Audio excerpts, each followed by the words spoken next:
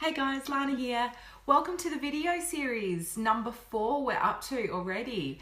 And today I wanted to talk to you all about some of my favourite parts of the strategic planning process. So if you're familiar with me at all, you will know all about my top 6 business planning basics. So that is my 6-step process to putting together a fantastic strategic plan for your business.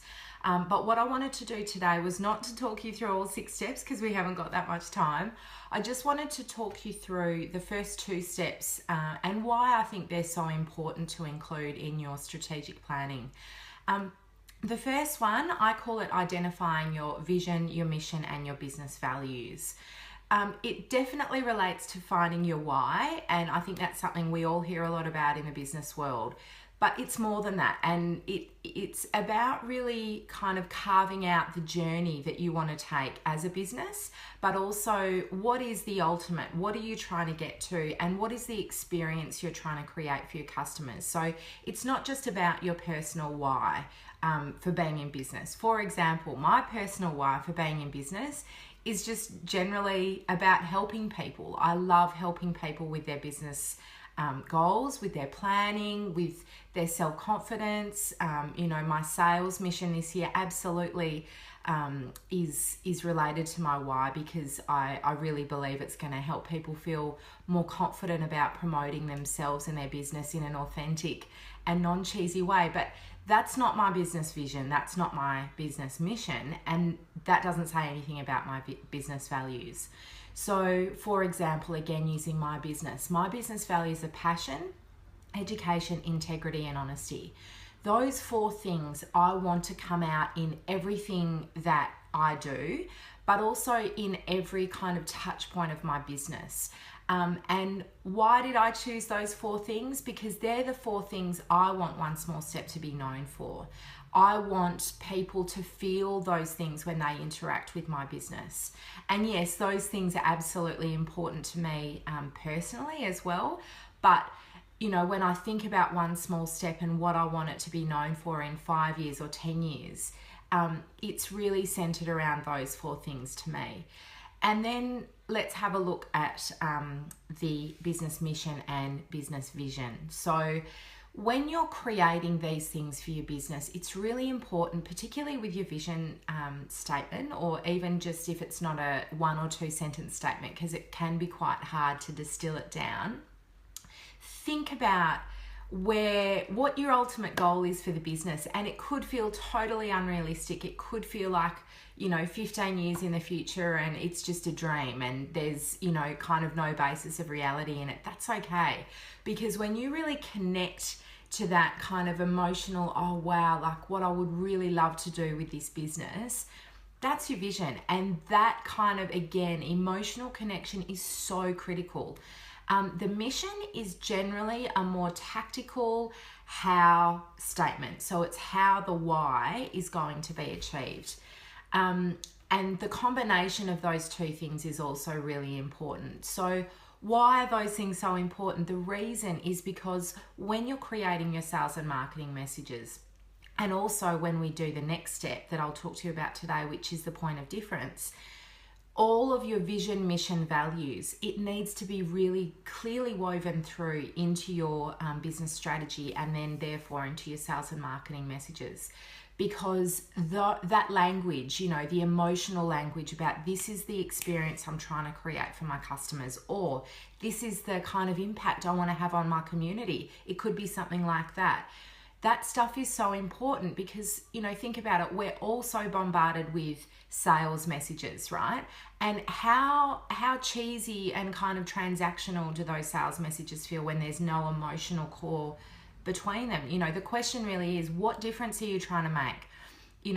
Obviously we're all in it to make a little bit of extra coin for our back pockets, but there's got to be more than that. So again, it's more than just finding your why as a person for being in business. It's what is your business kind of why? What is the vision? What is the mission? So I could rave for hours about that, I'm sure you can tell. And the second step, and this is so important, and I think this is something that a lot of businesses miss when they're doing their strategic planning is, what is your point of difference? And more importantly, what is your meaningful point of difference? So when you do your business planning, I really encourage you to look at your environment, look at where the gaps are. You really need to try and find a gap for your business and your brand to be able to kind of stand alone and connect with a tribe of its own. And using those messages that we talked about in that first step of the 6-step process, vision, mission, values, using that stuff to really connect and make your point of difference even more obvious. So, you know, you might be a product-based business and there might be thousands of your type of product out there in the marketplace.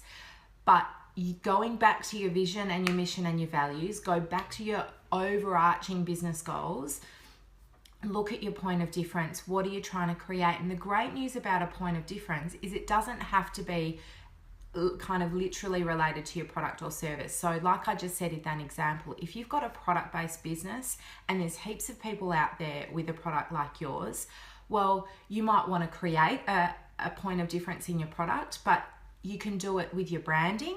You can do it with your the value that you add to your customers. So my favorite example and one of my favorite brands in Australia is the Thank You Group. And this is an example I use in my workshops all the time. The Thank You Group, they operate in product categories that are saturated. You know, think about it, bottled water, cereal, now the baby products category that they've expanded into. There's so many massive players in that industry. But their point of difference is giving back to the community. Their point of difference is sustainability. It's, you know, raising money for communities in poverty overseas, which is how they entered the market with Thank You Water. So that's their point of difference. And you don't need something that's necessarily, you know, that big, but you do need something, because in most markets that I'm aware of, they're, you know, it's pretty saturated. We live in a pretty competitive market environment. So really think about what your brand can be known for, what makes it stand out from everybody else, and weave that point of difference into your sales and marketing messages, and particularly into your social media. Because when people look at social media, I mean, I know I do it myself. You're scrolling on your Instagram and it all starts to look a bit samey. But what are your business values? Bring it back to those things in your sales and marketing messages. And yeah, I mean, this is really hard to cover off such meaty stuff in a couple of minutes today, but I just wanted to talk about those first 2 steps because they're not the most important, but with my top 6 business planning basics, the order that you approach your strategic planning in is also really important. So that's why I wanted to share with you today why it's so important to start with your vision, your mission, and your business values, and then everything flows on from there.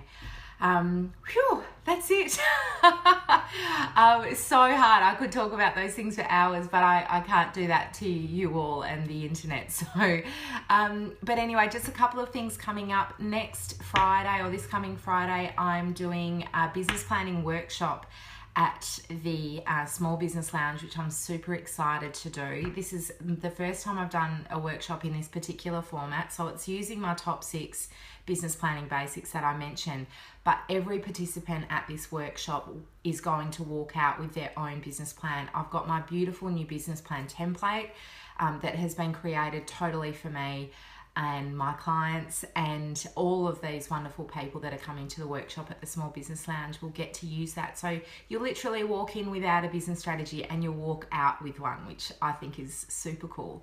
So there's that, and there's so much happening in March and April, guys. So I really encourage you to sign up to my mailing list.